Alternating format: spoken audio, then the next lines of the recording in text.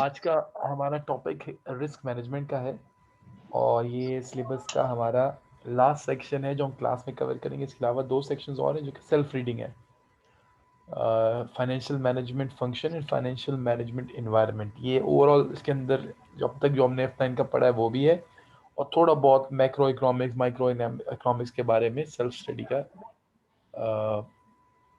Area भी है। तो वो लाजमी पढ़िएगा, उसमें से MCQs में से क्वेश्चंस उसमें से आ जाते हैं।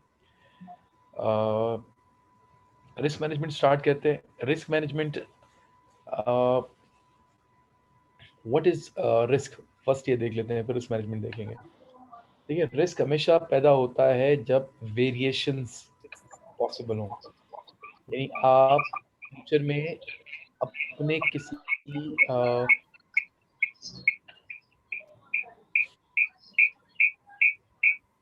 काम के अंदर आपको वेरिएशंस एक्सपेक्ट कर रहे हो।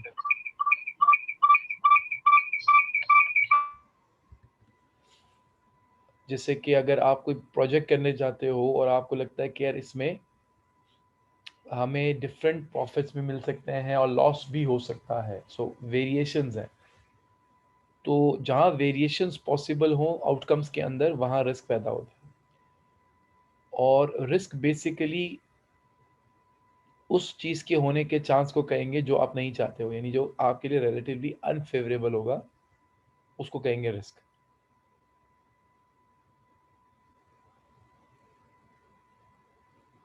अगर आप चाहते हो कि आपका प्रॉफिट ज़्यादा हो और ख़तरा ये हो कि प्रॉफिट कम हो सकता है, तो आपका रिस्क है। अगर आप चाहते हो आपकी सेल्स डिमांड ज़्यादा से ज़्यादा हो लेकिन कम होने हो सकती हो, तो उसके कम होने के चांस को कहेंगे हम रिस्क। तो रिस्क मैनेजमेंट बेसिकली क्या है कि आप अपने रिस्क को मैनेज करने का मतलब यह है कि इस लेवल पे ले आओ कि वो आपके लिए प्रॉब्लम ना बने।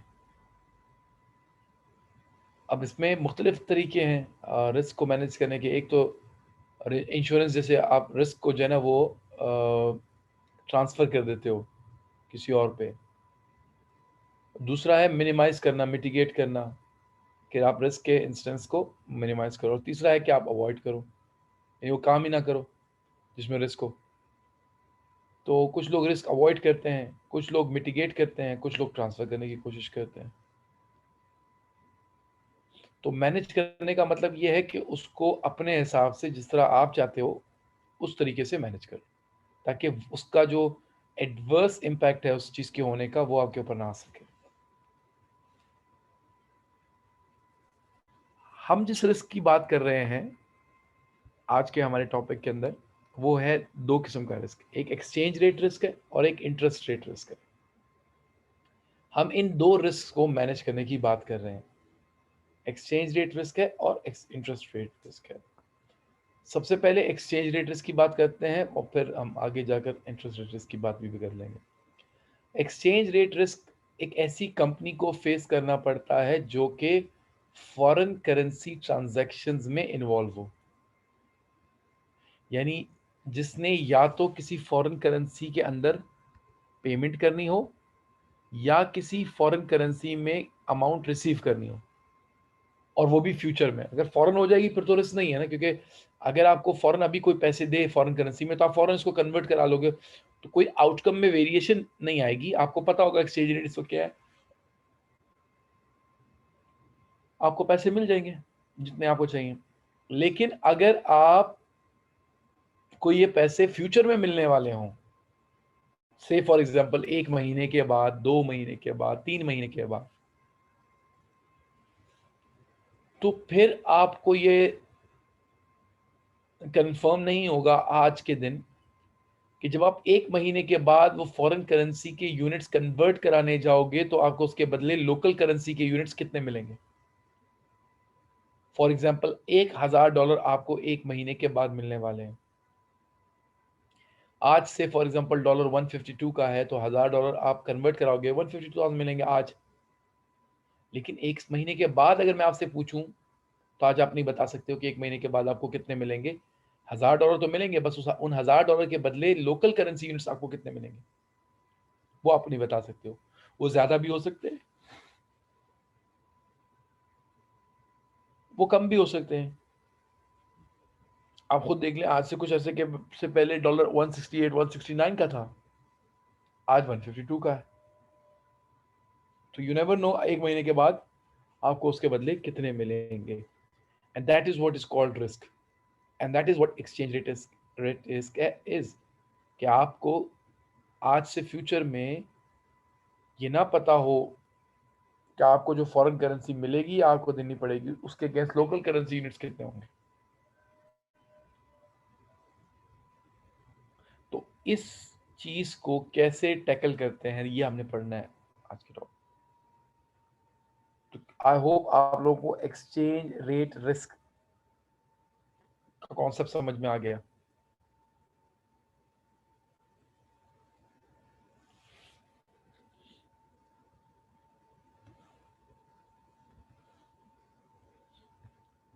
अच्छा, अब एक्सचेंज रेट रिस्क के अंदर कुछ छोटी मोटी टर्मिनोलॉजीज हैं जो मैं चाहता हूं कि आप उसको याद रखें। एक्सचेंज रेट रिस्क दो तरीके से कोट होता है, डायरेक्ट कोट और इनडायरेक्ट कोट।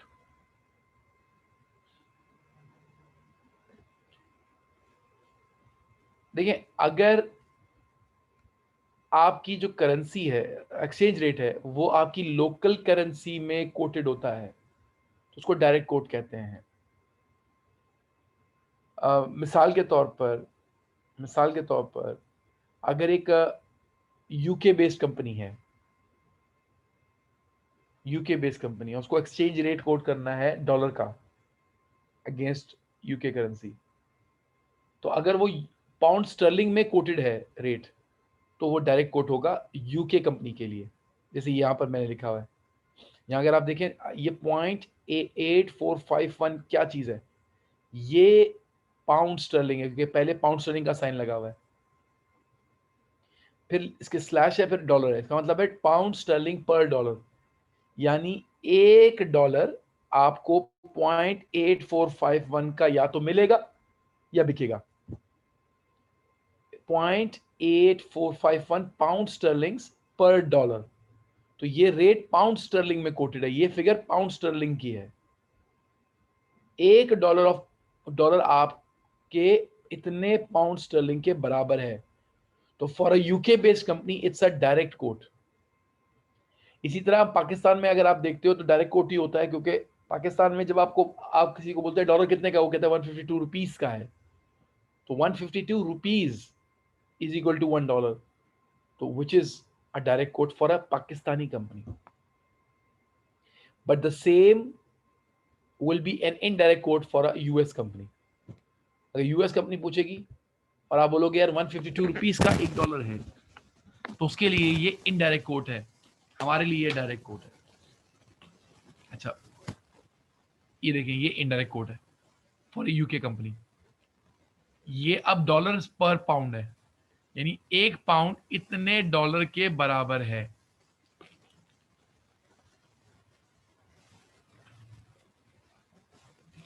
तो 1.2345 आपके डॉलर्स हैं एक पाउंड के अगेंस्ट। इसके बाद एक्सचेंज रेट दो होते हैं हमेशा, एक वो जिसपे बैंक बाय करता है, एक वो जिसपे बैंक सेल करता है। और उन दो रेट्स में हमेशा फर्क होगा, और वो फर्क ही एक बैंक का या मनी एक्सचेंजर का, जो भी बैंक उसमें डील कर रहा है करेंसी में, जिसका जिसका मेन काम करेंसी खरीदना और बेचना है, जिसका मेन काम, उसका प्रॉफिट उस उन दो रेट्स का डिफरेंस है, या मार्जिन उसका डिफरेंस है। एक को कहते हैं बिड रेट और एक को कहते हैं ऑफर रेट। बिड रेट वो है जिसपे बैंक बाय करता है करेंसी, ये buying rate of the bank है, बिड रेट। और ऑफर रेट वो है जिसपे बैंक सेल करता है। तो bid rate is a rate at which bank buys and offer rate is at which bank sells the currency। ये बताइए, अगर मैं आपको डॉलर के दो रेट बताऊं, एक बोलूं मैं डॉलर 152 और 154 का है, 152 एंड 154, तो बताइए इसमें से बिड रेट कौन सा होगा और ऑफर रेट कौन सा होगा, आप बताएं।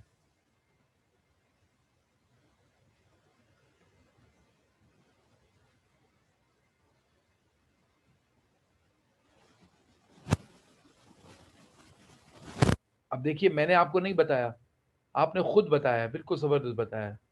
क्योंकि बैंक कम रेट पे बाय करेगा, ज्यादा रेट पे बेचेगा ताकि उसको प्रॉफिट हो। ठीक है।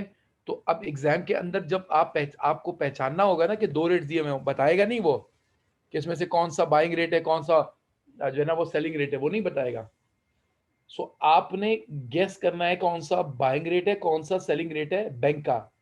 तो जिसमें बैंक का फायदा होगा वही रेट आप डिसाइड करोगे। तो बैंक के फायदे के हिसाब से रेट का पता चलेगा। ठीक है। तो जब रेट्स आएंगे तो उस वक्त हम फिर डिस्कस करेंगे दोबारा। अच्छा, F9 के अंदर याद रखिएगा एक्सचेंज रेट 4 डेसिमल प्लेस तक कोटेड होता है। तो make sure to do all the calculations up to 4 decimal place for exchange rate. खास तौर पे I am not talking about after conversion. Currency में कन्वर्ट करने के बाद तो आप 0 डेसिमल प्लेस तक भी लिख लें, कोई चलेगा। But exchange rate should always be used up to 4 decimal place. याद रखिएगा, up to 4 decimal places exchange rate. अब कुछ कन्वर्जन के रूल्स बता रहा हूं, उसकी स्क्रीनशॉट ले ले। ये बड़े जबरदस्त रूल्स हैं, ये आपको बाद में तंग करेंगे अगर अभी आपने इसको ध्यान से नहीं समझा। बाद में तंग करेंगे, लेकिन अगर आपने ये अभी समझ लिया तो बिलीव मी ये बहुत आसान हो जाएगा काम आपका, करेंसी कन्वर्ट करना। देखिए ये जो भी लिखा हुआ है इसको स्क्रीनशॉट ले लें, मैं इसको सिंपल करके बता रहा हूं। जिस करेंसी में रेट कोटेड होगा, सुनना गौर से, जिस करेंसी में रेट कोटेड होगा, अगर उसी करेंसी में कन्वर्ट करने जा रहे हो, उसी में कन्वर्ट करने जा रहे हो। जैसे कि अगर मैं आपको कहूं कि डॉलर 152 रुपीज का है, तो ये बताइए ये किस करेंसी में रेट कोटेड है, डॉलर में या रुपीज में?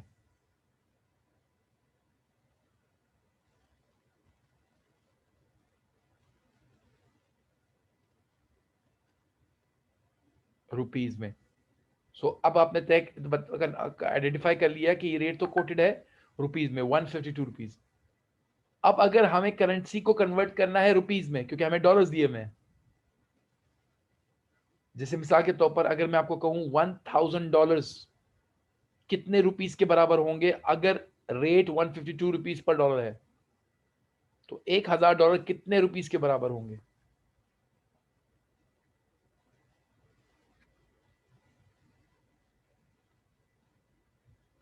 बताएं।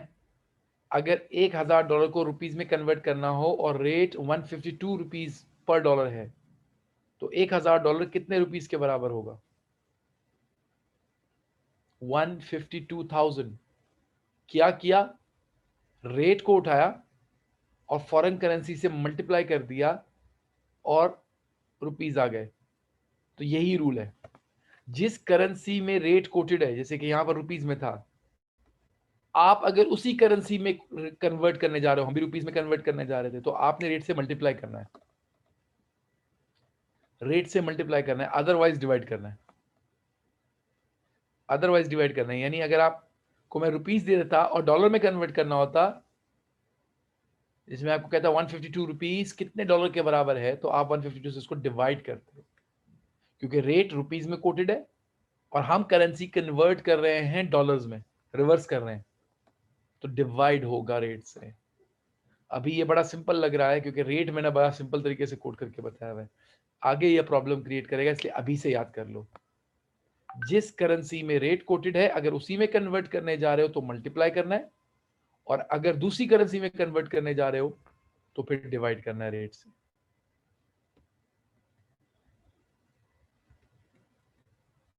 और कौन सा रेट यूज करोगे? दो रेट्स अगर गिवन होंगे तो जिसमें कंपनी बैंक का फायदा होगा, जिसमें बैंक का फायदा होगा आपने वही रेट यूज करना है। ठीक है, तो आगे जाके हम इसको फिर मजीद देखेंगे। Now the types of exchange rate risk. Exchange rate से रिलेटेड रिस्क कौन कौन से होते हैं? एक है ट्रांजैक्शन रिस्क। आपने कोई ट्रांजैक्शन करनी है या कर चुके हो, अब उस ट्रांजैक्शन को फ्यूचर में सेटल करने जा रहे हो, और आपको आज ये नहीं पता कि जिस दिन इसको सेटल करोगे फ्यूचर में, तो आपको कितने लोकल करेंसी यूनिट्स मिलेंगे या आपको देने पड़ेंगे, ये आपको नहीं पता। मिसाल के तौर पर आपने $1000 की परचेजिंग करी है, इंपोर्ट्स की हैं $1000 की, और उसकी पेमेंट करनी है आपको 1 महीने के बाद। आज के दिन आपको ये नहीं पता होगा कि जब 1 महीने के बाद आप $1000 खरीदने जाओगे तो वो $1000 आपको कितने के मिलेंगे, और उसके लिए आपको कितने रुपीस स्पेंड करने पड़ेंगे, ये आपको नहीं पता। ज्यादा भी हो सकते हैं, कम भी। तो कम की तो टेंशन इस केस में नहीं है, तो फायदा ही हो जाएगा। बट अगर ज्यादा चाहिए होंगे तो आपको नुकसान हो गया होगा। That is what is called transaction risk. कि when you have entered into a transaction or expected to enter into a transaction, but the transaction has to be settled in the future, और वो transaction की वजह से आपको या तो ज्यादा पैसे देने पड़ जाएं अगर आप पेमेंट करने वाले हो, या आपको कम पैसे मिले इन केस आपको पैसे मिलने वाले हो। ये आप एक्सपोर्टर भी तो हो सकते हो, आपको पैसे मिल सकते हैं और आप जब लोकल करेंसी में कन्वर्ट करो तो कम मिल जाए पहले से। उसको कहते हैं ट्रांजैक्शन रिस्क। ट्रांसलेशन रिस्क, जब आपकी कंपनी पाकिस्तान में हो और आपकी कंपनी की एक सब्सिडरी पाकिस्तान से बाहर हो, लेट्स से अमेरिका में है आपकी सब्सिडरी, और आपकी सब्सिडरी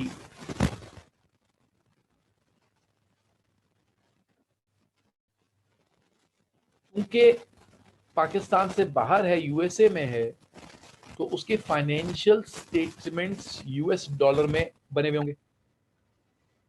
आप पाकिस्तान में हो, आपके फाइनेंशियल स्टेटमेंट्स पाकिस्तान करेंसी में पीकेआर में होंगे। चूंकि आप पेरेंट कंपनी हो and parent company is required to prepare group accounts या कंसोलिडेटेड अकाउंट्स, उसमें उसको फॉरेन सब्सिडरी के एसेट्स को, लाइबिलिटीज को, इक्विटी को एंड इनकम स्टेटमेंट के आइटम्स को ट्रांसलेट करना पड़ेगा पहले इनटू पीकेआर, और फिर उनको अपने पास कंसोलिडेट करना होगा, क्योंकि डॉलर और रुपीस तो आपस में डायरेक्टली ऐड नहीं हो सकते, इक्विवेलेंट ही नहीं है। So you have to convert into PKR and then consolidate. अब इस प्रोसेस में, इस ट्रांसलेशन के प्रोसेस में, अगर आपके पास एक एसेट, फॉर एग्जांपल, जो अपने साल के शुरू में आपके पास 50,000 रुपीस का शो हो रहा था जब आपने इसको डॉलर में कन्वर्ट किया था और कंसोलिडेट किया था पिछले साल, वही एसेट जब आज ईयर एंड पर आप ट्रांसलेट कर रहे हो तो 50,000 से कम पे शो हो रहा है ट्रांसलेशन की वजह से, यानी एक्सचेंज रेट के चेंज होने की वजह से। और 50,000 का एसेट आज आपके ट्रांसलेशन के बाद, देखिए डॉलर टर्म्स में तो उतने का ही है, डॉलर टर्म्स में उतने का ही है, जस्ट कन्वर्जन के वक्त रेट चेंज होने की वजह से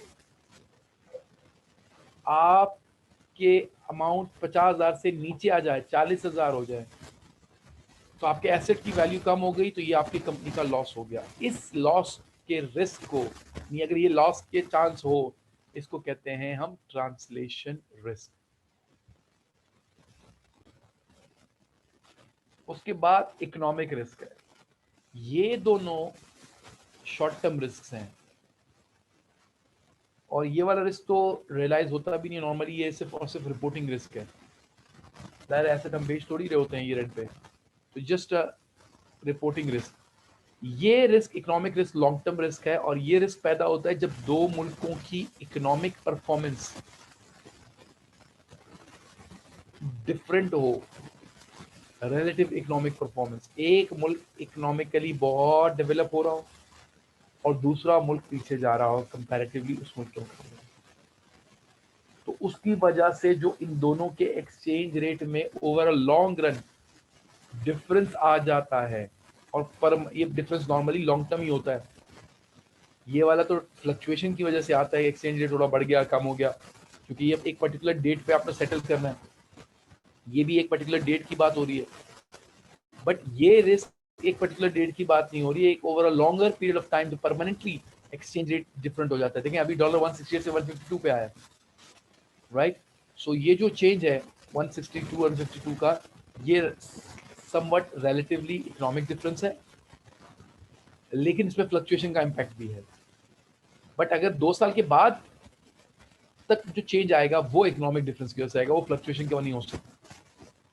So economic risk is a long-term risk which arises due to different, relatively different economic performance of two countries. So ये 3 तरह के risks हैं exchange rate से related. अब ये जो exchange rate change होता है जिसकी वजह से risk पैदा होता है, वो exchange rate change क्यों, मूवमेंट आती क्यों, उसके पीछे रीजन क्या है? जैसे पाकिस्तान का exchange rate अभी चेंज हुआ है 168 से it kept on coming down and down and down to 152. What probably could have caused this change? क्या चेंजेस आई हुई हो सकती हैं? सबसे बड़ा चेंज जो है वो आता है सप्लाई एंड डिमांड, कि आपके मुल्क में फॉरेन करेंसी की सप्लाई और फॉरेन करेंसी की डिमांड, जब इन दोनों में इक्विलिब्रियम खत्म होता है तो रेट चेंज हो जाता है। ये बहुत सिंपल सा रूल है, मैं आपसे सवाल कर रहा हूं, मुझे जवाब दीजिएगा। एक चीज 100 रुपए की है, एक चीज 100 रुपए की है, इसमें 10 यूनिट्स मंथली बनाए जाते हैं और 10 यूनिट्स ही खरीदे जाते हैं, यानी खरीदने वाले भी 10, बेचने वाले भी 10, और प्राइस है 100 रुपए उस यूनिट की। अगले महीने खरीदने वाले हो जाए 15, यानी डिमांड हो जाए 15, और बेचने की कैपेसिटी यानी बनाने की कैपेसिटी वही 10 यूनिट्स हो, तो व्हाट डू यू एक्सपेक्ट कि सेकेंड मंथ में जो इस प्रोडक्ट की प्राइस है वो क्या एक्सपेक्ट करते हो, कितनी हो जाएगी? 100 रहेगी, 100 से ऊपर चली जाएगी, 100 से नीचे आएगी?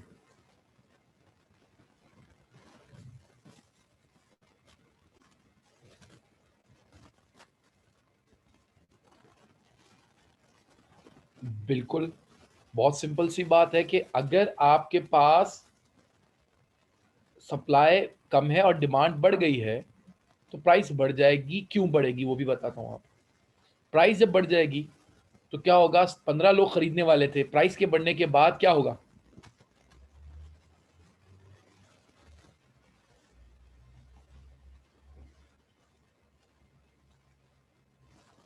जी, प्राइस के बढ़ने के बाद उसमें से कुछ लोगों के रीच से वो चीज बाहर चले जाएगी, क्योंकि वो खरीदते रहे थे, क्योंकि 10 की थी चीज, 100 की थी चीज, तो वो कम हो जाएगी। अच्छा, अब मैं आपको एग्जांपल दे रहा हूं, आप मुझे जवाब दीजिए। अगलों ने प्राइस कर दी 120, अभी भी 12 लोग खरीदने वाले हैं, 3 कट गए, और 10 बेचने वाले, अब क्या होगा? प्राइस हो गई 120,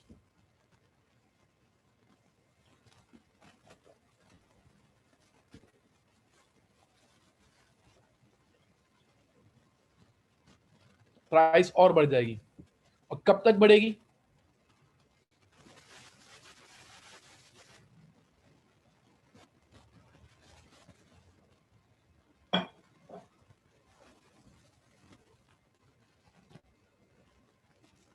जी हाँ, जब डिमांड और सप्लाई मैच कर जाएगी उस पॉइंट पे प्राइस रुक जाएगी। That's what the rule is, equilibrium जिसको कहते हैं हम।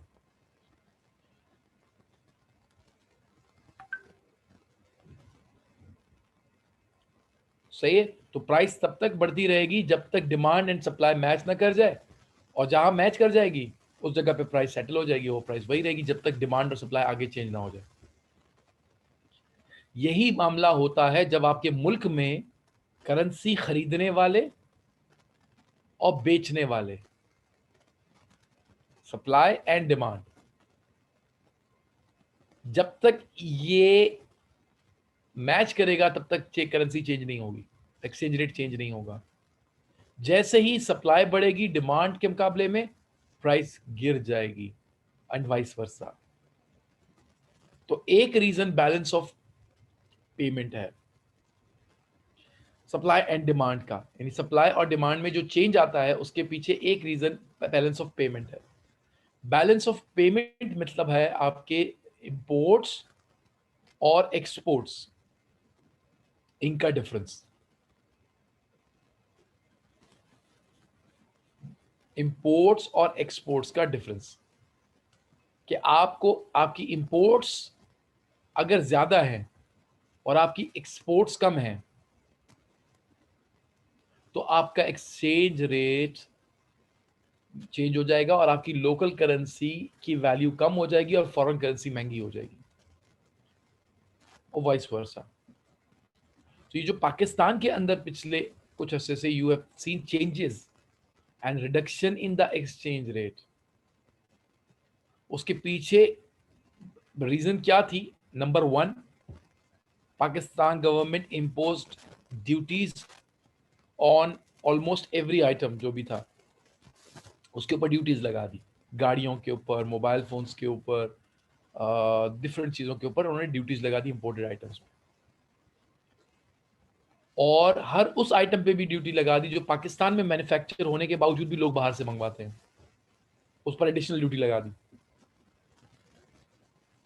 तो ड्यूटीज उस पर लगा दी। ड्यूटीज लगाने के बाद वो चीज़ें महंगी हो गई। वो चीज़ें महंगी होने की वजह से उसकी परचेजिंग कम हो गई, तो आपके मुल्क से फॉरेन करेंसी के जो एक क्वांटिटी जाती थी उन चीज़ों को खरीदने में, वो नहीं गई। तो डिमांड ऑफ फॉरेन करेंसी कम हो गई, लोगों ने फॉरेन करेंसी खरीदना बंद कर दी क्योंकि इंपोर्ट करना बंद कर दी चीज़ें, एक रीज़न। दूसरी रीज़न, आपके पास रेमिटेंसेस, रोशन क्या डिजिटल अकाउंट है कोई, वो बनाया जिसके थ्रू फॉरेन करेंसी इन्वेस्टमेंट्स आना शुरू हो गई। जो हमारे पाकिस्तानी बाहर रहते हैं उन्होंने पैसे भेजना शुरू कर दिया उस अकाउंट के थ्रू इन्वेस्टमेंट की मद में, तो वहां से सप्लाई आ गई। दो, उसके बाद पाकिस्तान को टेक्सटाइल के अच्छे खासे ऑर्डर्स मिलना शुरू हो गए because of lockdown in different countries, तो पाकिस्तान को उसका इम्पैक्ट भी मिला। कुछ वैसे पाकिस्तान ने जो है ना वो अपने लोकल मैन्युफैक्चरर्स को, टेक्सटाइल वगैरह को कुछ सब्सिडी वगैरह दी, और सब्सिडी के साथ जो है ना वो बिजली को या गैस उसको कम किया उनके लिए, इंडस्ट्रियल कंजम्पशन वालों के, कंज्यूमर्स के लिए। तो वो उसका इम्पैक्ट आ गया, कंपेटिटिव हो गए, तो एक्सपोर्ट्स भी थोड़े बढ़ गए, वहां से भी सप्लाई आपकी बढ़ गई। सो इन चीज़ों की वजह से सप्लाई बढ़ गई और डिमांड कम हो गई, और उसकी वजह से डॉलर नीचे आता चला गया। एंड मुझे जो लग रहा है कि it is going to come down to 145 in next few months और 6 मंथ्स और 7 मंथ्स, और फिर ये 145 से लेकर 150 के बीच में ये स्टेबल रहेगा कुछ अरसे तक। सो बैलेंस ऑफ पेमेंट हो गया। उसके बाद political instability and economic performance, इसकी वजह से भी फर्क पड़ता है, ज़ाहिर है उसका इकोनॉमी पे भी फर्क पड़ता है। और लास्ट इज पब्लिक डेट। जो पिछले साल एक्सचेंज रेट बढ़ा था बहुत बड़ा, उसके पीछे बहुत बड़ी रीजन पब्लिक फाइनेंस थी। Pakistan paid back around more than $10 billion उन्होंने पे किए थे अपने डेट्स। तो अगर आप डेट वापस करते हो या लेते हो फॉरेन करेंसी में, तो उसका भी इम्पैक्ट पड़ता है सप्लाई एंड डिमांड के ऊपर, और उसकी वजह से भी एक्सचेंज रेट चेंज होता है। ये पॉइंट्स क्लियर हो गए? जल्दी से यस बोल दीजिएगा ताकि मैं फिर आगे बढ़ूँ।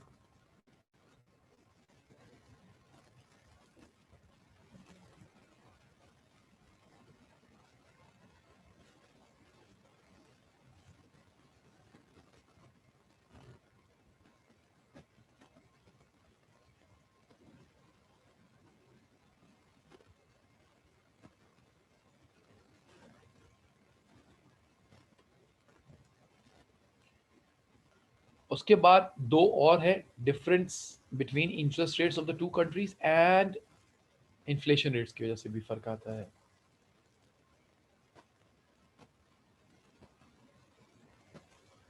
सीधा डिपेंड करता है, अगर आपने फॉरेन करेंसी लोन लिया है बाहर से तो एक्सचेंज रेट गिर जाएगा क्योंकि सप्लाई बढ़ गई फॉरेन करेंसी। तो अगर आपने वापस करना है तो एक्सचेंज रेट बढ़ जाएगा, यानी करेंसी फॉरेन करेंसी महंगी हो जाएगी क्योंकि आपको वापस करने के लिए करेंसी चाहिए होगी और उसकी डिमांड बढ़ जाएगी करेंसी। सो दो और रीजंस है, एक तो दो मुल्कों के दरमियान जो इंटरेस्ट रेट्स हैं उसके फर्क की वजह से भी एक्सचेंज रेट में चेंज आता है, और दोनों मुल्कों के इन्फ्लेशन रेट्स की वजह से भी फर्क आता है। जरा इसको डिस्कस कर।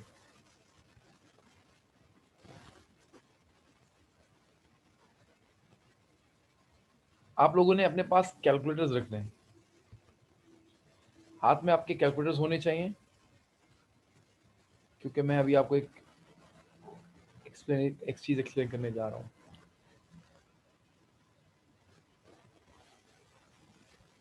सबसे पहले मैं आपको परचेजिंग पावर पैरिटी थ्योरी के थ्रू समझाने की कोशिश करता हूँ। परचेजिंग पावर पैरिटी थ्योरी, आप लोग ये समझिए कि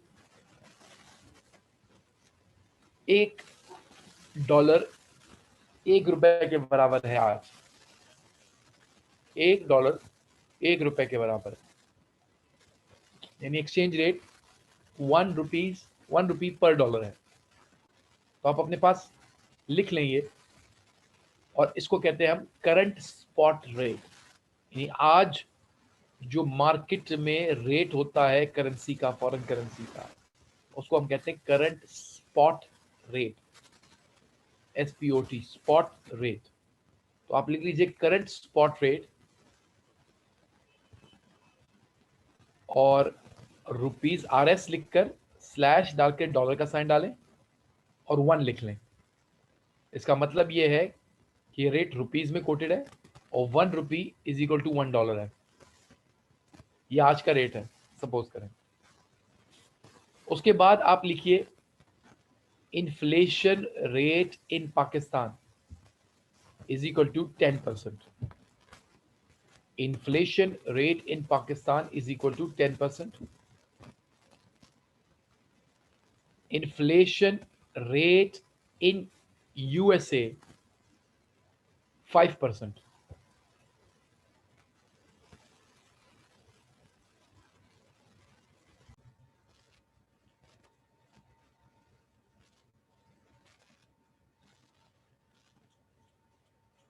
सो अगर मैं ये अज्यूम करूं कि एक आइटम आज पाकिस्तान में 10 रुपए का है, तो वही आइटम USA में $10 का होगा, क्योंकि रेट पाकिस्तान और फॉरेन करेंसी डॉलर और पाकिस्तानी रुपी का रेट सेम है, 1 रुपी पर डॉलर है।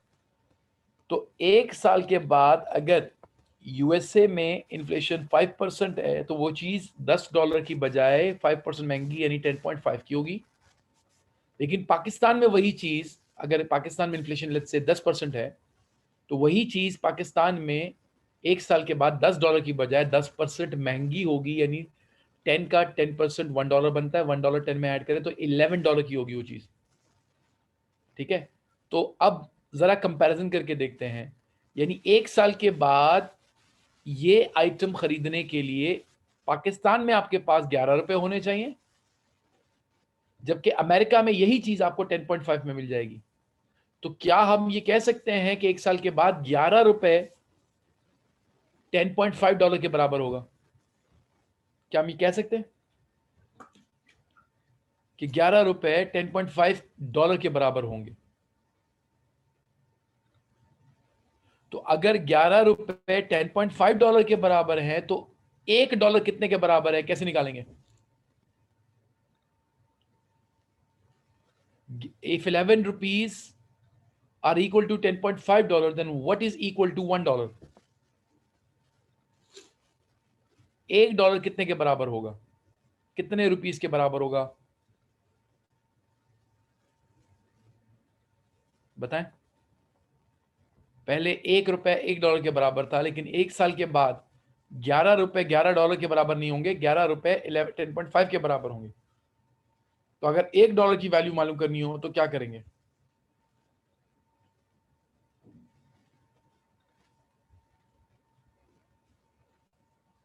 हैं $1 उल्टा कर दिया जी, इबाद ने सही किया है। 1.047 11 डिवाइडेड बाय 10.5 होगा भाई। 11 डिवाइडेड बाय 10.5 1.0476 अप्रोक्सीमेटली। तो $1 1.0476 के बराबर हो जाएगा। बताओ कौन सी करेंसी महंगी हो गई है? किसकी करेंसी की वैल्यू एप्रिशिएट कर गई है? डॉलर। और अगर कोई आपसे पूछे इसके पीछे रीजन क्या था, तो क्या बताओगे? इन्फ्लेशन। इन्फ्लेशन नहीं, रिलेटिव डिफरेंस बिटवीन इन्फ्लेशन। अगर दोनों जगह इन्फ्लेशन होती और 10-10% होती तो क्या एक्सचेंज रेट चेंज होता?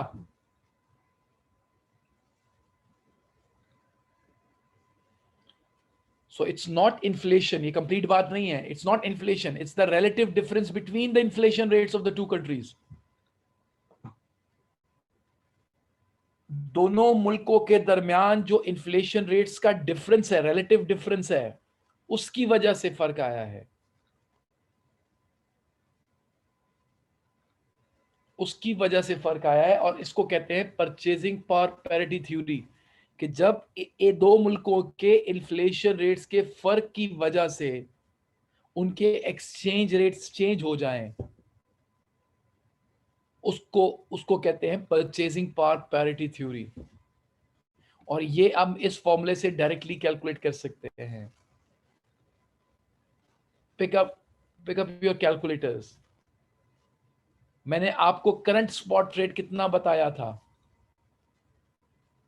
मैंने आपको करंट स्पॉट रेट कितना बताया था?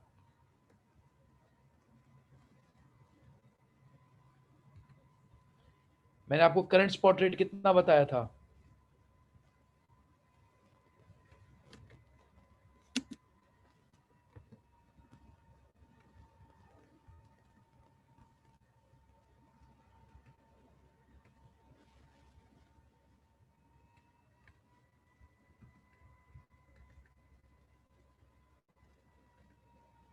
वन। तो S not is the current spot rate. यहां पर हम वन लिखेंगे, यहां हम वन लिखेंगे, ठीक है? तो आप समझिए, आपने यहां पर वन लिखा है, कैलकुलेटर में आपने करना है ये काम, ठीक है? One multiplied by 1 + HC। HC is the inflation rate in company C and HB is the inflation rate in country B। ये कंपनी नहीं है, सॉरी, कंट्री है। सो ये कंपनी नहीं है, it's a country. Country C and country B, ठीक है? अच्छा, कंट्री सी का मतलब क्या है, कंट्री बी का मतलब क्या है, हमें क्या पता? अब एक आपको की बात बताता हूँ, याद रखिएगा। जिस करेंसी में रेट कोटेड है, जिस मुल्क की करेंसी में रेट कोटेड है, उस मुल्क का इन्फ्लेशन रेट न्यूमरेटर में आएगा और दूसरे का डिनोमिनेटर में आएगा। आपने ये जो वन लिखा है, ये वन क्या है, रुपीज है या डॉलर है? वन क्या था? 1 रुपी था, डॉलर था? 1 रुपीज था। तो रुपीज पाकिस्तान की करेंसी, इसलिए पाकिस्तान का इन्फ्लेशन रेट आप ऊपर लिखोगे HC की जगह। सो जिस करेंसी में रेट कोटेड होगा, उस मुल्क का इन्फ्लेशन रेट आप न्यूमरेटर में लिखोगे। और पाकिस्तान का इन्फ्लेशन रेट था 10%, तो ये हो जाएगा 1.1। ये हो जाएगा 1.1, 1.1। और नीचे हो जाएगा 1.05 और ये हो जाएगा 1। तो 1.1 को 1 से मल्टीप्लाई करो, 1 ही आएगा, 1.1 ही आएगा। और फिर उसको 1.05 से डिवाइड करो, जरा करें जरा। 1.1 डिवाइडेड बाय 1.05, तो S1 आ जाएगा आपके पास 1.0476, जो पहले भी आया था, अभी आपने कैलकुलेट किया था। S1 is the expected spot rate. Expected spot rate का मतलब आज से 1 साल के बाद या जितने भी अरसे का इन्फ्लेशन रेट आपने यहां पुट किया है, इन्फ्लेशन रेट 3 महीने का पुट करोगे तो 3 महीने के बाद की बात हो रही होगी। इन्फ्लेशन रेट 6 महीने का पुट करोगे तो 6 महीने के बाद की बात हो रही होगी। इन्फ्लेशन रेट 1 साल का पुट करोगे तो 1 साल के बाद की बात हो रही होगी।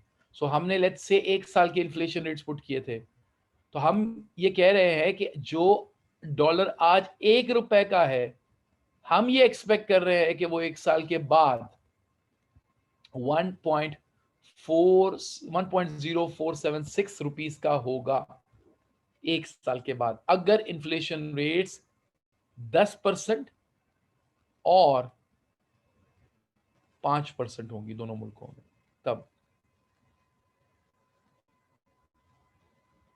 So purchasing power parity helps you predict the expected spot rate of the future, कि फ्यूचर में आपके मार्केट में एक्सचेंज रेट क्या होगा। इसको कहते हैं परचेजिंग पावर पैरिटी थ्योरी। तो रिमेंबर दिस फॉर्मूला। आपको एमसीक्यूज के अंदर वो कभी कह सकता है कि स्पॉट रेट प्रिडिक्ट करके बताएं। सो जब भी आपको स्पॉट रेट प्रिडिक्ट करना होगा, you will have to use this formula. And in spot rate calculation, you should always use inflation rates, क्योंकि आगे जो एक स्लाइड आने वाली है उसमें हम इंटरेस्ट रेट यूज करते हैं, बट इंटरेस्ट रेट्स हम स्पॉट रेट कैलकुलेट करने के लिए नहीं यूज करते, वो किसी और चीज के लिए यूज करते हैं। तो कंफ्यूज नहीं होएगा। जहां वो कहे स्पॉट रेट कैलकुलेट करके बताओ, और स्पॉट रेट कहते हैं जब मार्केट से आप करेंसी जिस रेट पे खरीदते हो उसको कहते हैं स्पॉट रेट। आज वाले को करंट कहते हैं, और आज से कभी भी फ्यूचर में खरीदने जाओगे तो उसको एक्सपेक्टेड स्पॉट रेट कहेंगे।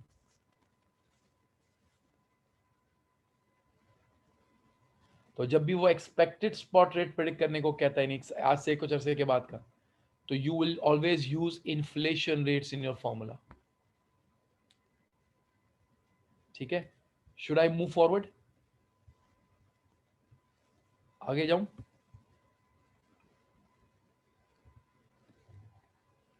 So that's interest rate parity theory. Almost वैसा ही फॉर्मूला है, 1 + IC + 1 + IB स्पॉट रेट, बस यहां वर्ड लिखा हुआ है फॉरवर्ड रेट, और यहां पर लिखा हुआ है इंटरेस्ट रेट्स। वहां इन्फ्लेशन रेट्स थे, देखो इन्फ्लेशन रेट्स थे, यहां लिखा हुआ है इंटरेस्ट रेट्स।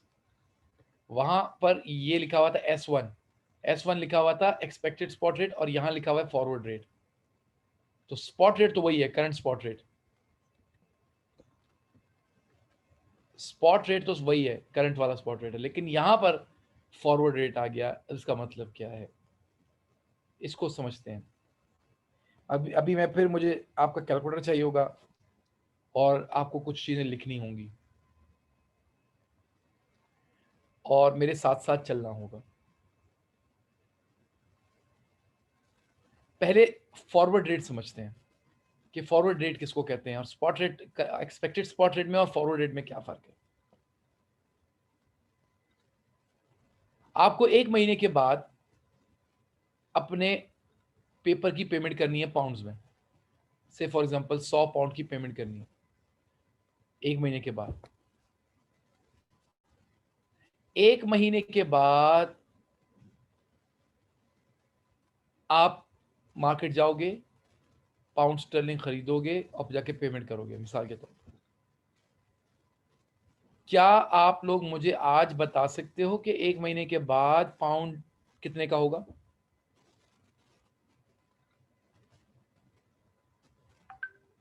नहीं, ठीक है, आप नहीं बता सकते हो।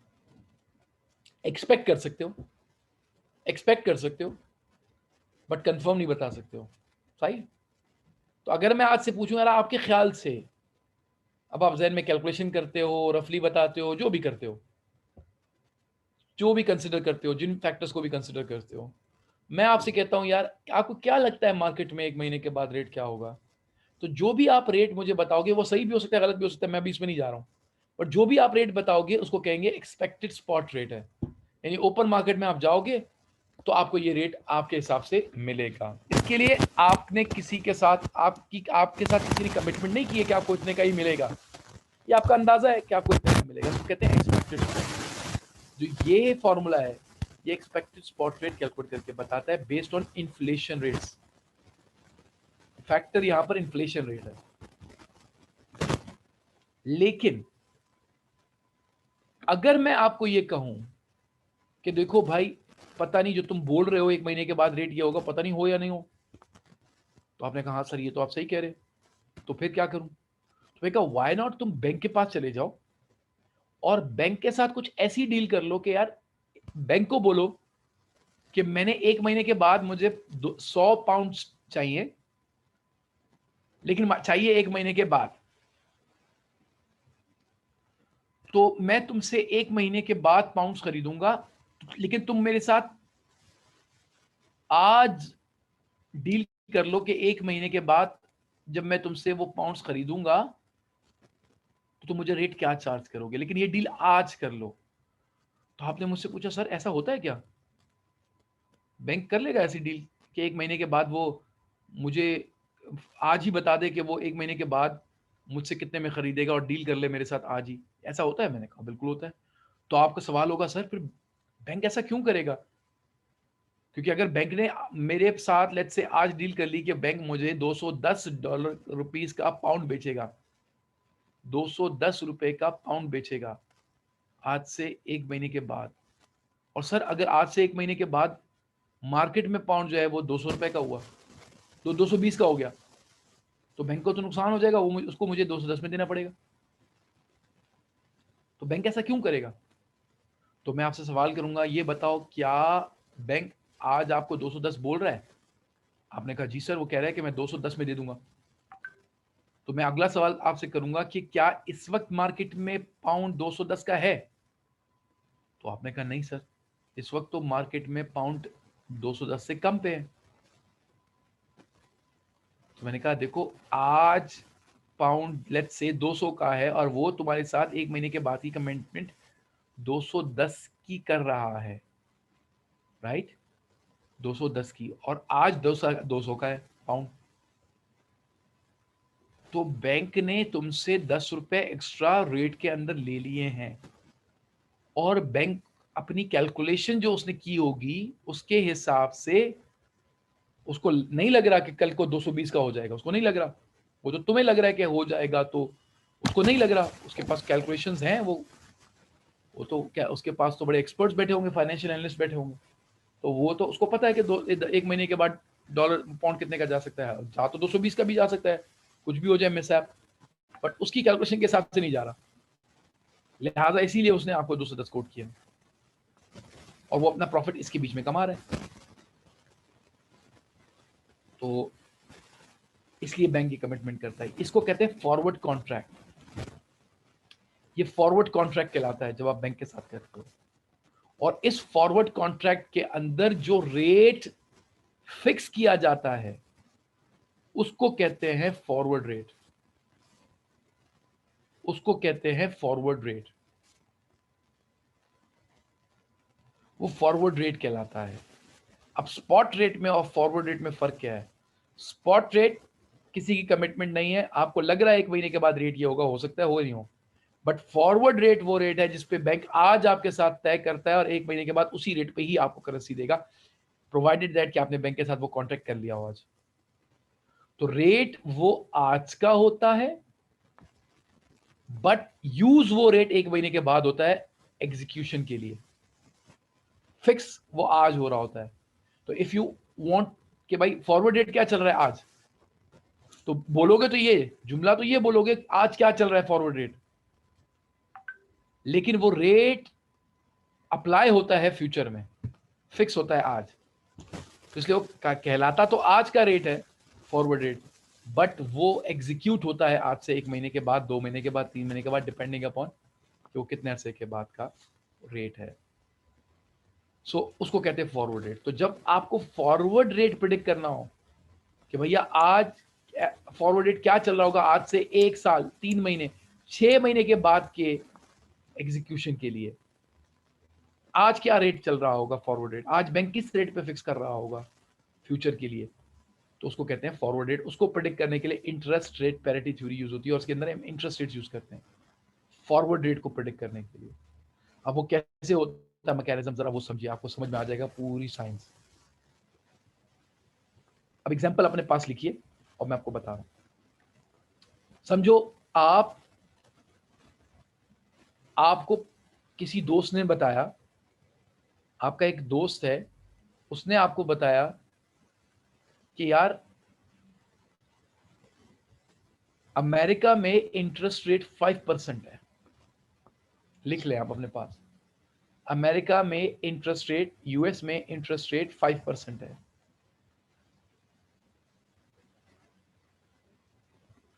ठीक है, और उसने आपको कहा कि यार तुम पता करो पाकिस्तान में इंटरेस्ट रेट कितना है। तो आप जब गए, आपने बैंक से पूछा यार कि अगर मैं आपके पास पैसे इन्वेस्ट करूं पाकिस्तान को, मैं आपने कहा कि अगर मैं आपके पास इन्वेस्ट करूं तो कितना इंटरेस्ट मिलेगा, तो बैंक ने कहा 10% मिलेगा। आपने अपने दोस्त को फ़ोन किया, आपने कहा यहाँ इन्वेस्टमेंट के ऊपर 10% मिलेगा, तो आप लिख लीजिए पाकिस्तान, पाकिस्तान 10%, यूएस 5%। तो उसने कहा यार ये तो मज़े हो गए। उसने कहा यार एक काम करते हैं, मैं यहाँ से डॉलर लेता हूँ, 5% इंटरेस्ट पे लोन लेता हूँ, और हम उसको रुपीज़ में कन्वर्ट कराते हैं और तुम अपने पास पाकिस्तान के बैंक में इन्वेस्ट कर दो, और 1 साल के बाद बैंक से हमें मिलेंगे 10%, हमें आगे देने पड़ेंगे 5%, बीच में हम 5% कमा लेंगे। तो आपने कहा हाँ यार ये तो ज़बरदस्त मज़े। तो आपने,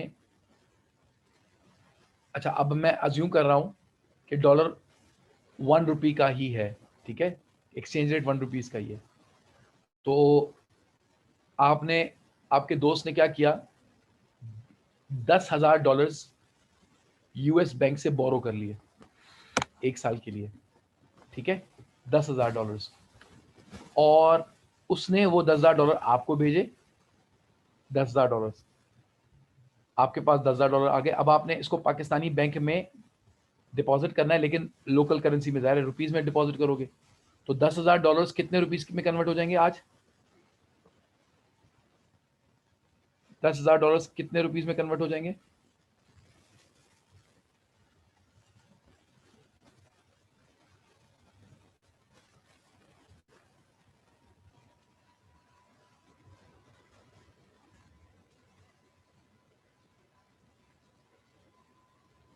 $10,000 में, ठीक है। तो आपके पास अब $10,000 आ गए और आपने ये इन्वेस्ट कर दिए बैंक में, आपने ये इन्वेस्ट कर दिए बैंक में, ठीक है, आपने ये इन्वेस्ट कर दिए बैंक में। ओके, अच्छा, अब इन्वेस्टमेंट हो गई। अच्छा अब ये बताओ, क्या 1 साल तक ये बात कंफर्म है कि डॉलर और रुपीज का रेट, जो एक्सचेंज रेट होगा वो 1 रुपये रहेगा?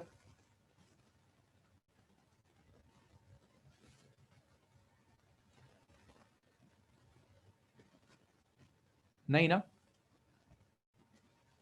चेंज हो जाएगा, और चेंज हो गया तो मसला, चेंज हो गया तो मसला। तो आपको आइडिया है, आपने अपने दोस्त को बोला भैया 1 साल के बाद पता नहीं डॉलर का रेट क्या हो जाए, और कहीं हमें उल्टा नुकसान ना हो जाए, तो एक काम करते हैं, बैंक के पास जाते हैं और मैं बैंक से जो है ना फॉरवर्ड कॉन्ट्रैक्ट कर लेता हूँ और रेट फिक्स कर लेता हूँ बैंक के पास। मैं बैंक के पास रेट फिक्स कर लेता हूँ आज से ही, और बैंक को बोलूंगा भाई मैं 1 साल के बाद तुम्हें डॉलर्स दूंगा, तुमने मुझे उसके, मैं रुपीज दूंगा, तुमने उसके बदले मुझे डॉलर्स देने हैं। मैं तुम्हें रुपीज दूंगा, तुमने मुझे उसके बदले डॉलर देने, लेकिन रेट आज फिक्स कर लो भाई, मुझे नहीं पता कल को क्या होगा 1 साल के बाद। तो आपके दोस्त ने कहा हाँ ये अच्छा आइडिया, जाके कर लो, अभी अभी से कॉन्ट्रैक्ट कर लो। अब आप बैंक के पास गए और आपने कहा कि भाई मुझे 1 साल के बाद आपको डॉलर्स देने, रुपीज देने 11,000 रुपए, सही है, तो आज मेरे साथ रेट फिक्स कर लो, रेट फिक्स कर लो, ताकि जब मैं आपको रुपीज दूं आप मुझे उसके बदले डॉलर दे दो, आज रेट फिक्स कर लो। बैंक ने कहा कर लेते हैं, कॉन्ट्रैक्ट कर लेते हैं, फॉरवर्ड कॉन्ट्रैक्ट। तो आपने कहा रेट क्या होगा? उसने कहा मुझे बस थोड़ी सी कैलकुलेशन करने दो, मैं कैलकुलेशन करके आपको बताता हूँ। तो वो गया इस फॉर्मूले में, और इस फॉर्मूले में उसने वैल्यूज पुट की, सही है। अब आप बैंक बन जाओ, स्पॉट रेट कितना है, आज का रेट कितना है?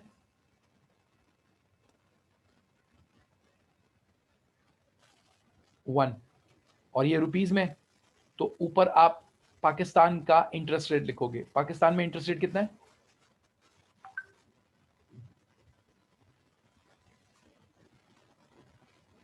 तो ऊपर आप लिखोगे 1.1 और नीचे लिखोगे 1.05 अमेरिका का। तो 1.1 डिवाइडेड बाय 1.05 मल्टीप्लाई बाय 1, तो फॉरवर्ड रेट निकाल लो।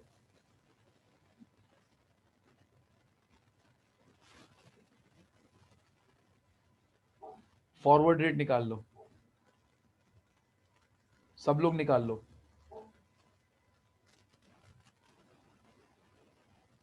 सो बैंक ने कहा कि भाई हमने कैलकुलेशन कर ली है, जब आप 1 साल के बाद हमारे पास पैसे लेकर आओगे, रुपीज लेकर आओगे, ठीक है, तो हम आपसे इतने रुपए लेंगे 1.0476 और $1 देंगे उसके बदले।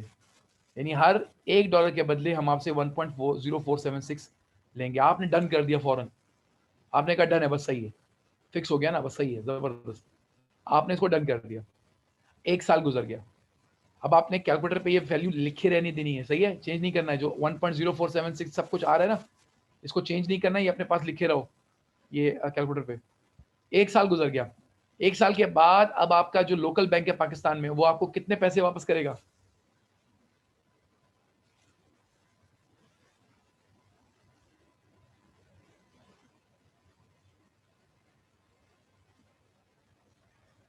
लोकल बैंक आपको टोटल कितने पैसे वापस करेगा? आपने 10,000 इन्वेस्ट किए थे,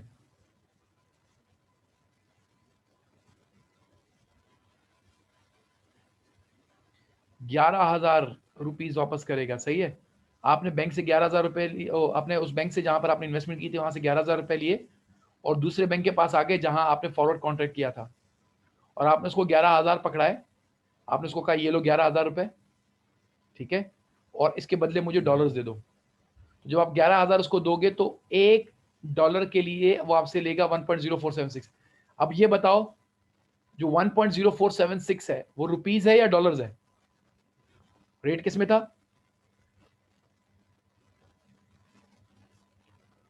रुपीज में था। रेट रुपीज में ही था, रुपीज में था। और अब आप कन्वर्ट किस में करने जा रहे हो? 11,000 रुपयों को डॉलर में कन्वर्ट करने जा रहे हो, तो रेट से क्या करेंगे? रूल बताया था आपको, आप रुपीज से डॉलर में कन्वर्ट कर रहे हो जबकि रेट रुपीज में है। डिवाइड करेंगे, तो जरा 11,000 को उस फिगर से डिवाइड करो जो आपकी कैलकुलेटर में लिखी हुई थी पूरी पूरी। 11,000 डिवाइडेड बाय 1.047। अब बैंक आपको, जी हाँ, 11,000 डिवाइड बाय 1 बैंक आपको डॉलर्स देगा। कितने डॉलर्स देगा? $10,500 बैंक आपको देगा जब आप 11,000 उसको दोगे। अब आपके पास $10,500 आ गए। आपने अपने दोस्त को फोन बुलाया कि मुबारक हो, डॉलर्स मिल गए 10,500, ठीक है, और दोस्त को कहा कि अब ये बताओ तुम्हारे बैंक को हमने कितने वापस करने हैं। तो दोस्त क्या बोलेगा? उसके बैंक को कितने वापस करने हैं? वो 5% इंटरेस्ट चार्ज कर रहे थे और वहां से $10,000 लिए गए थे।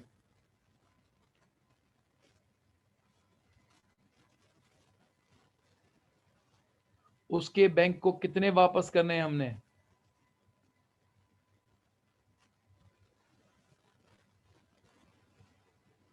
जल्दी बताएं। उसने अपने बैंक से $10,000 लिए थे, दोस्त के बैंक को, दोस्त दोस्त अमेरिका में बैठा हुआ है, उसने $10,000 लिए थे और 5% इंटरेस्ट पे लिए थे, याद है? तो उसको 1 साल के बाद कितने वापस करने हैं? 10,500। और आपके पास कन्वर्जन के बाद कितने पैसे पड़े हुए?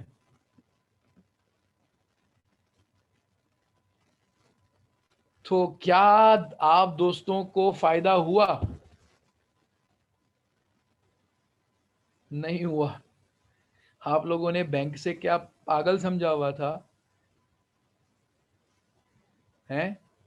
आपने बैंक से पागल समझा था बैंक को, कि बैंक जो है उस आपको पता है कि अमेरिका में 5% इंटरेस्ट रेट है, पाकिस्तान में 10% है, और आप एक बैंक से पैसे लेकर दूसरे बैंक के पास पैसे इन्वेस्ट करोगे, उसके पैसे और प्रॉफिट बीच में आप कमा रहे होगे, पैसे किसी और के, रिस्क किसी और का, प्रॉफिट आप कमा रहे होंगे। ऐसे कैसे? तो बैंक आपसे पहले ही ऐसा रेट निकाल लेगा, फॉरवर्ड रेट, जिसमें आपको इन दो मुल्कों के इंटरेस्ट रेट के डिफरेंस से आपको फायदा नहीं होगा। बैंक फॉरवर्ड रेट ही उसी की बेस पे कैलकुलेट करता है। बैंक कमिटमेंट ही आपके साथ फॉरवर्ड रेट की जो करता है वो इसी बुनियाद पे करता है कि इंटरेस्ट रेट चेक करके करता है। So forward rate will adjust if interest rates are different in two countries so that nobody can make profit out of it. बात समझ में आई? तो जब भी आप बैंक के पास जाओगे ना, बोलोगे यार फॉरवर्ड रेट कितना है, तो वो दोनों मुल्कों के जिनका एक्सचेंज रेट की बात हो रही है उन दोनों मुल्कों के इंटरेस्ट रेट की बेस पे फॉरवर्ड रेट निकालकर आपको कोट करेगा कि भाई मैं इतना आपको चार्ज करूंगा। So when you are predicting forward rate,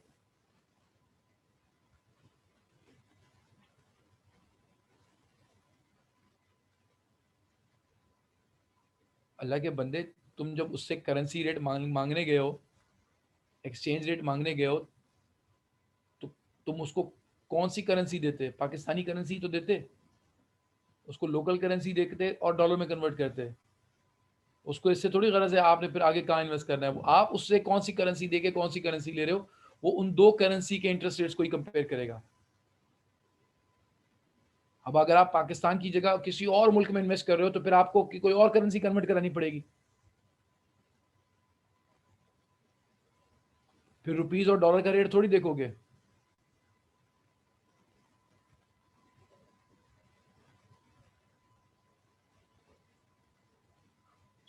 जब आपको एग्जाम के अंदर interest rate parity theory, sorry, वो आपको फॉरवर्ड रेट प्रिडिक्ट करने को कहेगा, तो remember you have to use interest rates. लेकिन जब वो आपको स्पॉट रेट कैलकुलेट करने को बोलेगा तो आप इन्फ्लेशन रेट्स यूज करोगे। ये याद रखना, ये बारीक सा फर्क याद रखना हमेशा।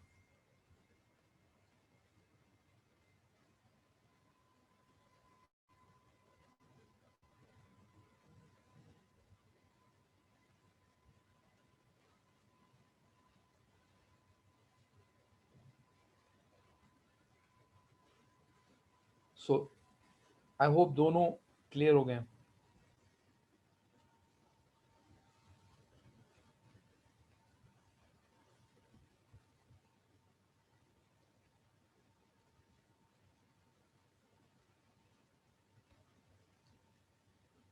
अच्छा, ये इंटरनेशनल फिशर इफेक्ट फिर क्या है, इसको जरा समझिए। इंटरनेशनल फिशर इफेक्ट ये कहता है कि ये दो बातें अलग अलग हैं ही नहीं, ये दो अलग अलग हैं ही नहीं। वो ये कहता है कि अगर आप इंटरेस्ट रेट्स यूज कर रहे हो ना, interest rates, nominal interest rates, real नहीं, नॉमिनल। तो अगर आप नॉमिनल रेट्स यूज कर रहे हो, और मैं आपको रियल और नॉमिनल का फर्क बहुत पहले बता चुका हूँ, ठीक है। नॉमिनल वो है जिसमें इन्फ्लेशन का इम्पैक्ट आप शामिल कर देते हो। अगर ये नॉमिनल इंटरेस्ट रेट्स आप यूज कर रहे हो, तो इंटरनेशनल फिशर इफेक्ट ये कहता है कि भाई ये जो इंटरेस्ट रेट्स दो मुल्कों के चेंज होते हैं, एक का 10% एक का 5% है, उसके पीछे बैकएंड पे इन्फ्लेशन रेट का ही तो फर्क होता है। क्यों एक बैंक आपको ज्यादा इंटरेस्ट रेट दे रहा है और क्यों एक बैंक आपको कम इंटरेस्ट रेट दे रहा है? क्यों अमेरिका वाला बंदा 5% दे रहा है, क्यों पाकिस्तान का बैंक आपको 10% दे रहा है बिला वजह? नहीं। उसने कहा कि किसी एक मुल्क में अगर आपको हायर इंटरेस्ट रेट मिल रहा है तो उसके पीछे रीजन ही इन्फ्लेशन है, क्योंकि उस मुल्क में इन्फ्लेशन ज्यादा होगी। इन्फ्लेशन ज्यादा होगी तो इन्वेस्टर्स ज्यादा रिटर्न एक्सपेक्ट करेंगे बैंक से, लेकिन अगर इन्फ्लेशन कम होगी तो बैंक भी कम देगा, इन्वेस्टर भी कम एक्सपेक्ट करेगा। तो इंटरेस्ट रेट का डिफरेंस जो दो मुल्कों में होता है, वो होता ही उन दोनों मुल्कों के इन्फ्लेशन रेट की वजह से है। अगर आप यहां पर क्या पुट करते हो, अगर आप यहां पर इंटरेस्ट रेट पुट कर रहे हो, तो आप समझ लो आप इन्फ्लेशन का इम्पैक्ट भी इसमें शामिल कर रहे हो, और बेसिकली इंटरेस्ट रेट का फर्क ही इन्फ्लेशन का फर्क है। तो फिर क्या परचेजिंग पावर पैरिटी थ्योरी, क्या इंटरेस्ट रेट पैरिटी थ्योरी, दोनों आपको एक ही चीज प्रिडिक्ट करके देंगे। दोनों से आपको फॉरवर्ड रेट भी पता चल जाएगा और दोनों से आपको अपना स्पॉट रेट पता चलेगा। लेकिन आप जस्ट इंटरेस्ट रेट पुट कर दें नॉमिनल, ये दो थ्योरी अलग अलग करने की बजाय एक ही थ्योरी बन जाएगी, और उसको वो कहते हैं इंटरनेशनल फिशर इफेक्ट। क्योंकि वो ये कहता है the interest rate differential is because of the inflation rate differential. जो दो मुल्कों के इन्फ्लेशन इंटरेस्ट रेट का फर्क होता है वो बराबर है दो मुल्कों के इन्फ्लेशन रेट्स के मुकाबले। यानी मिसाल के तौर पर अगर एक मुल्क का इन्फ्लेशन रेट दूसरे मुल्क के बराबर 1.1 टाइम्स है, तो इंटरेस्ट रेट भी 1.1 टाइम्स होगा, क्योंकि इंटरेस्ट रेट उसी की वजह से चेंज होता है, बस ये फर्क। तो वो कहता है कि if you are using interest rates in this formula, it will help you predict both spot rate and forward rate. Forward rate भी वही होगा, स्पॉट रेट भी वही होगा, बराबर होंगे, तो स्पॉट रेट भी निकल आएगा, फॉरवर्ड रेट भी निकल आएगा इन इंटरेस्ट रेट पुट करके। तो ये इंटरनेशनल फिशर इफेक्ट है। सही है। तो ये थ्योरी की हद तक है। कैलकुलेशन के अंदर जब वो आपसे कैलकुलेशन करने को बोलेगा तो आपने गौर से देखना है वो फॉरवर्ड रेट कैलकुलेट करने को बोल रहा है या वो interest rate spot rate calculate करने को बोल रहा है। तो स्पॉट रेट बोलेगा तो interest rates inflation rates put करने हैं, फॉरवर्ड रेट बोलेगा तो इंटरेस्ट रेट्स पुट करने हैं, बस। ठीक है। तो थ्योरी की हद तक फिशर इफेक्ट को याद रखिएगा। फिशर इफेक्ट समझ में आ गया आपको? यस और नो?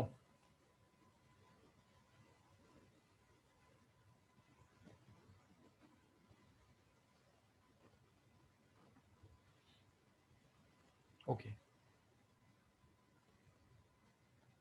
अब आज मैं आपको ये समझा रहा हूं, नेक्स्ट क्लास में मैं आपको ये समझाऊंगा, ये वाले एक्सटर्नल मेथड्स, हेजिंग मेथड्स, ये जो मैंने आपको शुरू में बताया था रिस्क को मैनेज करना। नहीं, उसकी नहीं है। उसके उसके उसके उसके फिशर इफेक्ट के फॉर्मूले उसमें आते हैं ना, वो जो आपको नॉमिनल और रियल रेट कन्वर्ट करने के लिए वो वाला आता है।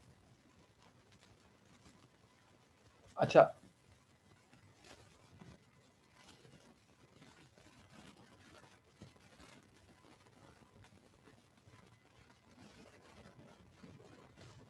मेरी नज़र से नहीं गुजरा, आ भी गया तो आप समझ जाओगे खुद, मतलब आपको खुद समझ में आ जाएगा, लेकिन क्वेश्चन अभी तक मैंने देखा नहीं है। वो स्पॉट रेट और फॉरवर्ड रेट ही प्रेडिक्ट करने को देता है। हेजिंग मेथड का मतलब आप जब ये रिस्क को ख़त्म करने की कोशिश करते हो या कम से कम करने की कोशिश करते हो, तो कौन कौन से तरीके हैं जिससे आप अपना रिस्क ख़त्म या कम से कम कर सकते हो? तो दो तरीके, ब्रॉड कैटेगरीज दो हैं, internal method, external method. Internal method वो मेथड्स कहलाते हैं हेजिंग के जिनके लिए आपको किसी के पास जाने की ज़रूरत नहीं पड़ती, जिनके लिए आपको किसी के पास जाने की ज़रूरत नहीं पड़ती है और आप इंटरनली ही उसको कर लेते हो, उसकी कोई कॉस्ट आपको बेयर नहीं करनी पड़ती, उसको कहते हैं इंटरनल हेजिंग मेथड्स। और एक्सटर्नल वो है जिनमें किसी थर्ड पार्टी के साथ आपको डील करनी पड़ती है, और ज़ाहिर है जब थर्ड पार्टी के पास आप डील करोगे तो कॉस्ट भी आएगी। जब ये डिस्कस करेंगे वन बाय वन उस वक्त आपको समझ में आ जाएगा। तो इंटरनल मेथड्स पहले डिस्कस करते हैं। इनवाइसिंग इन ओन करेंसी, एक बेस्ट तरीका पता है क्या है? कि अगर आप अपने गुड्स बेच रहे हो किसी को, तो कस्टमर जो फॉरेन कस्टमर है आपका, उसको आप बोलो भाई मुझे आप रुपीज़ में ही पेमेंट करोगे, वो अब आप जानो कन्वर्ट करना जो भी है, मुझे रुपीज़ में मिलने हैं। तो जब वो रुपीज़ में आपको पेमेंट करेगा, आपको एक्सचेंज रेट रिस्क फेस ही नहीं करना पड़ेगा, ख़त्म हो गया रिस्क। जैसे जैसे कि अगर एसीसी की एग्जांपल ले लें, तो आप लोगों को एसीसी की फ़ीस किस में पे करनी होती है? रुपीज़ में या पाउंड्स में? सो एसीसी को रिस्क फेस नहीं करना पड़ता। सही है। वो एसीसी की अपनी फ़ीस पाउंड में रखी हुई है, सो उसको ये टेंशन नहीं होती है कि एक्सचेंज रेट बढ़ेगा, कम होगा, क्या होगा। रुपीज में थोड़ी पे करते हो फिर, आप रुपीज में थोड़ी पे कर रहे हो एसीसी को।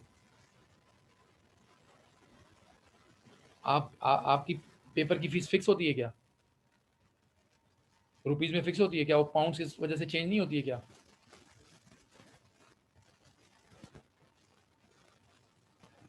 जी हाँ ना, बैंक कन्वर्ट करता है, लेकिन बैंक अपनी जेब से थोड़ी देता है। जब भी पाउंड महंगा होगा, आपसे ज़्यादा रुपीस देगा बैंक। सही है। तो अगर पाउंड महंगा या सस्ता होता है तो उसका इम्पैक्ट आप पे पड़ेगा, एसीसी पे नहीं पड़ेगा, क्योंकि एसीसी अपनी लोकल वहाँ की यूके की करेंसी में आपसे पेमेंट रिसीव कर रहा है। ठीक है। सो आपको फर्क पड़ेगा एक्सचेंज रेट से। आपको हमेशा एक्सचेंज रेट देखना पड़ता है कि कितना चल रहा है। So when you are quoting in your own currency, आपका रिस्क खत्म हो जाता है। ठीक है। तो एक तरीका तो रिस्क को खत्म करने का ये है कि आप कोट ही अपनी करेंसी में करो, लेकिन फिर भी लोग फॉरेन करेंसी में कोट कर देते हैं, हालांकि ये जानते हुए कि लोकल करेंसी में कोट करके उनका रिस्क खत्म हो सकता है। फिर भी वो फॉरेन करेंसी में क्यों कोट करते हैं? क्योंकि उनको एक कंपैटिटिव एडवांटेज देना होता है मार्केट में। लेट्स से एक एक कस्टमर है, उसने आपसे भी कोटेशन ली हुई है और उसने 5 और लोगों से भी कोटेशन ली हुई है। आप कहते हो मुझे मेरी करेंसी में आप पेमेंट करोगे, आपके कंपेटिटर ने कहा टेंशन नहीं लो भाई, आप अपनी करेंसी में कोट करो, एक्सचेंज रेट रिस्क मैं लेने के लिए तैयार हूं। तो मुझे बताओ, वो कस्टमर के लिए आप ज्यादा प्रेफरेबल होंगे या दूसरा बंदा?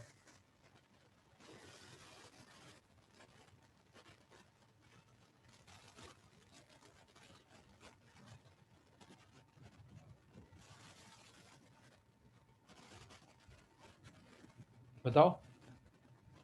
सही है ना? तो अब आप तो प्रेफरेबल नहीं होंगे, तो आप कंपेटिटिव नहीं हुए।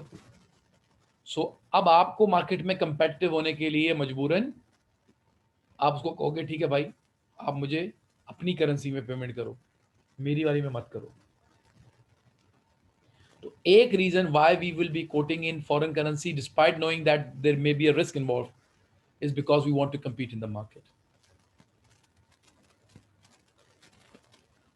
ठीक है। हाँ, अगर आपकी मोनोपोली है and you know that customer आपको आपकी करेंसी में पेमेंट करेगा, कहीं नहीं जाने वाला, तो डेफिनेटली फिर कौन पागल होगा कि वो रिस्क उठाए बिला वजह। अच्छा, दूसरा ये हो सकता है कि उस एक्सपोर्टर को भी फॉरेन करेंसी में कोई पेमेंट करनी हो। मिसाल के तौर पर मैं आपकी तरफ तो बजट हो गया, मैंने कहा नहीं नहीं मुझे अपनी अपनी करेंसी में पेमेंट करो। उसने कहा ठीक है। अब उसने आपको रुपीज में पेमेंट की, लेकिन आपने आगे जाके फिर डॉलर में पेमेंट करनी है, पाउंड में पेमेंट करनी है।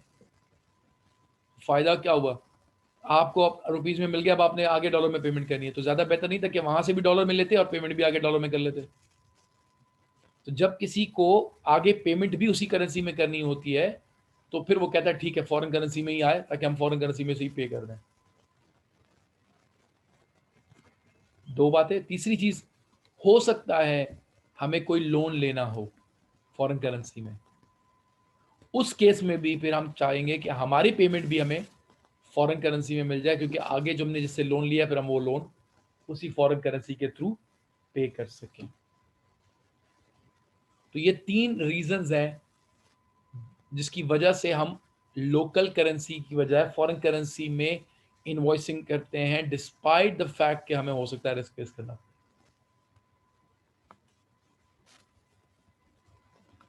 पॉइंट नंबर 2 कहता है कि अगर आपने आगे कोई पेमेंट उसी करेंसी में करनी है, आपको डॉलर्स में एक चीज रिसीव हो जाए और आगे भी आपने डॉलर में पेमेंट करनी है, तो फिर रिसीट्स को रुपीस में लेने का फायदा नहीं है। तो फिर आप अपने कस्टमर से भी डॉलर्स में लो, और ताकि आप आगे पेमेंट भी डॉलर में कर सको। ठीक है। इसकी एग्जांपल ये ले लो कि एक बंदा है, उसके पैसे आ रहे हैं डॉलर्स में, और उसने अपने बच्चों की फीस भरनी है डॉलर्स में। अब उसने अगर कस्टमर को कह दिया मुझे रुपीज में दो, तो कस्टमर तो रुपीज में दे देगा, फिर ये रुपीज उठा के वापस कन्वर्ट करेगा, फिर आगे डॉलर में पेमेंट करेगा, तो उसको फिर वही रिस्क फेस करना पड़ेगा। तो उस केस में बेहतर है कि पैसे भी डॉलर में आ जाए, ताकि आपकी पेमेंट भी डॉलर में हो जाए।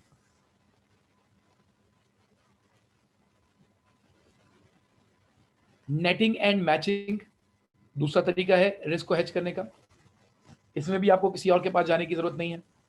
इसका तरीका क्या है? इसका तरीका यही है जो अभी हमने पीछे पढ़ा कि आप क्या करो, अगर आपको लगता है कि आपकी डॉलर्स में पेमेंट आनी है, लेट्स से 10,000 यूएस डॉलर की पेमेंट आनी है, ठीक है, तो आप कोशिश ये करो कि आप जो बाइंग करो इंपोर्ट, अगर आप कर रहे हो, अगर कर रहे हो, देखो हर बंदा के पास ये ऑप्शन नहीं होगा, जिसके पास होगा उसकी बात कर रहा हूँ।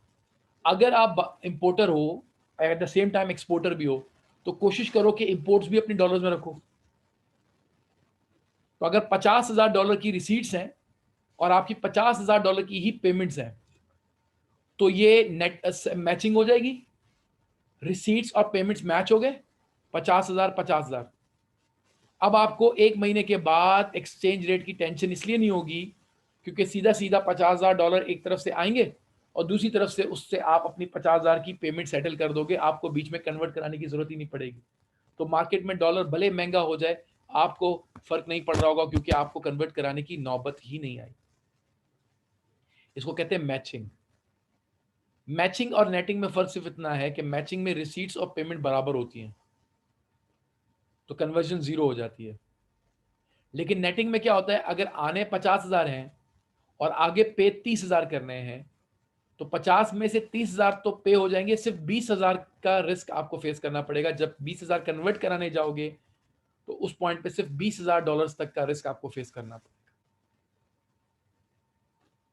या फिर वाइस वर्सा कर दो, आने 30,000 है, पेमेंट 20,000 50,000 करनी है, तो 50,000 में से 30,000 तो सीधा सीधा जो आपकी पेमेंट आई थी वही पे कर दोगे। बाकी 20,000 के लिए आपको मार्केट से परचेज करना पड़ेगा एक महीने के बाद। उस वक्त रेट हो सकता है महंगा हो गया हो, लेकिन वो इम्पैक्ट सिर्फ 20,000 डॉलर के ऊपर आएगा, 30,000 तो नेट ऑफ हो गए हैं। तो नेटिंग और मैचिंग कहते हैं कि जब आप अपनी रिसीट्स और पेमेंट्स जो फॉरेन करेंसी की हैं उनको मैच कर लो। मैच का मतलब पूरा ऑफसेट हो गया, और नेटिंग का मतलब यह है कि पूरा ऑफसेट नहीं होगा, थोड़ा डिफरेंस रह जाएगा। अच्छा, टाइमिंग सेम होनी चाहिए, ये बहुत इंपॉर्टेंट है दोनों पेमेंट्स और रिसीट्स की। क्विकली अगर कोई क्वेश्चन है तो पूछ लें, अदरवाइज मैं आगे जा रहा हूं।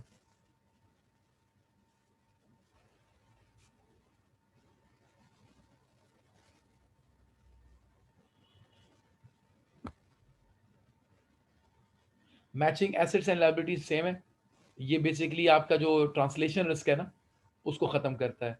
जब आपके एसेट्स, फॉरेन करेंसी एसेट्स और फॉरेन करेंसी लाइबिलिटीज जब वो बराबर हो जाएंगी, तो आपको जो ट्रांसलेशन रिस्क था वो आपको फेस नहीं करना पड़ेगा, जो मैं शुरू में आपको बताया था। क्योंकि अगर एसेट्स भी उसी में है और लाइबिलिटीज भी उसी करेंसी में है, तो फिर नुकसान नहीं होगा, क्योंकि एक तरफ से अगर एसेट्स की वैल्यू कम हो रही है तो ऑटोमेटिकली लाइबिलिटीज की वैल्यू भी कम हो रही होगी, क्योंकि लाइबिलिटीज भी उसी करेंसी में है। तो आपके ऊपर नेट इम्पैक्ट कुछ भी नहीं आएगा, आपकी नेटवर्थ पे कोई इम्पैक्ट नहीं आएगा।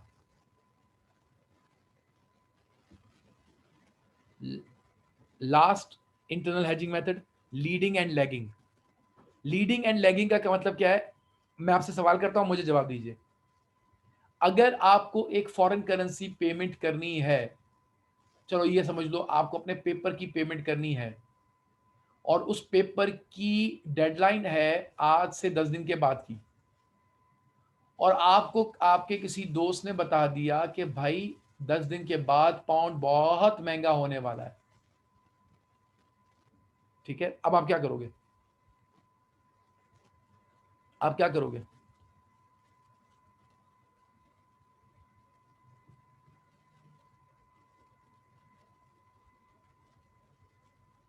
बस इसको कहते हैं लीडिंग। इसको लीडिंग कहते हैं कि जब आप जल्दी पे कर दो, इस डर से कि कहीं आगे करेंसी एक्सचेंज रेट चेंज ना हो जाए, या पे जल्दी कर दो या रिसीव जल्दी कर लो, इसको कहते हैं लीडिंग, ठीक है। और अगर आपके पास ऑप्शन हो डिले करने का पेमेंट को, 10 दिन के बाद की बजाय 15 दिन के बाद कर लो, फिर आप क्या करोगे?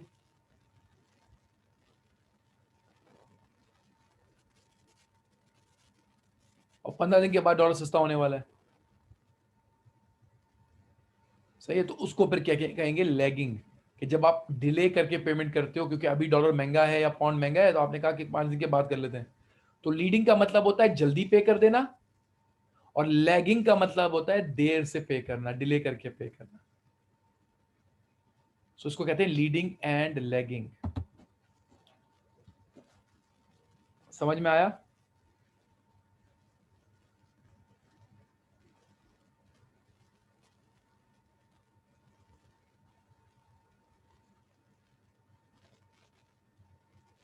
सो आज के लिए इतना ही। अब मैं आपको एक होम असाइनमेंट दे रहा हूं, प्लीज आप ये करके आइएगा, ठीक है?